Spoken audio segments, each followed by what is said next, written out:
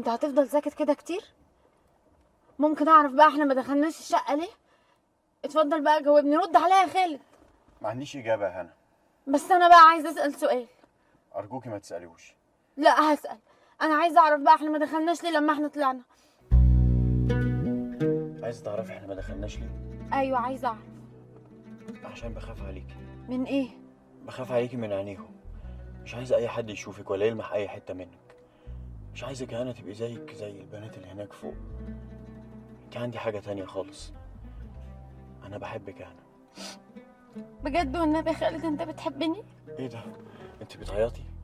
مش تبطلي هبل بقى امال وتعقلي. اصلي فرحانه. وعقل ازاي بقى وانت خدت عقلي وخدت دماغي وخدت كل حاجه عندي؟ ما بعرفش افكر. كفايه عليك بقى كده النهارده. سلام. سلام.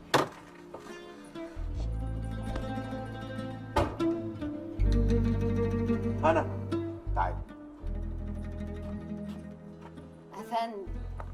تاني مرة لو قلتلك تعالي نسهر في شقة حد من اصحابي قولي لي لا. انت فاهمة؟ فاهمه. بس ما تزعليش كده. حاضر. يلا روح. سلام.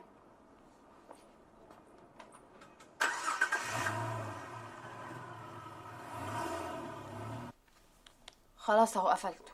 اتفقنا نرجعه من مده. طب ما هو مرضيش ياخده. ترميهوله. ارميهوله ازاي بس يا بنتي؟ ده بيحبني. بقول لك ايه، انا مش فايقه لشغل العيال ده، الموضوع ده انا مش هتكلم فيه تاني. طب ايه قولك بقى ان هو مشترط عليا لو قال لي نروح اي حته قال لي اقول له لا. اي حته فين؟ اي حته يعني نخرج مثلا نقعد في مكان او نروح شقه. شقه؟ يا نهارك اسود ومنيل، انت ممكن تروحي معاه شقه ولا اي مكان يتقفل عليكم؟ لا يا بنتي ما هو قال لي اقول له لا. يعني ممكن يقول لك تعالي. لا طبعا. خالد متربي، وبعدين كفايه ان هو ابن الاستاذ كمال، وكمان ان هو بيحبني. بيحبك؟ ايوه بيحبني. هو ما فيش حد عندكم في مصر بيحب التاني ولا ايه؟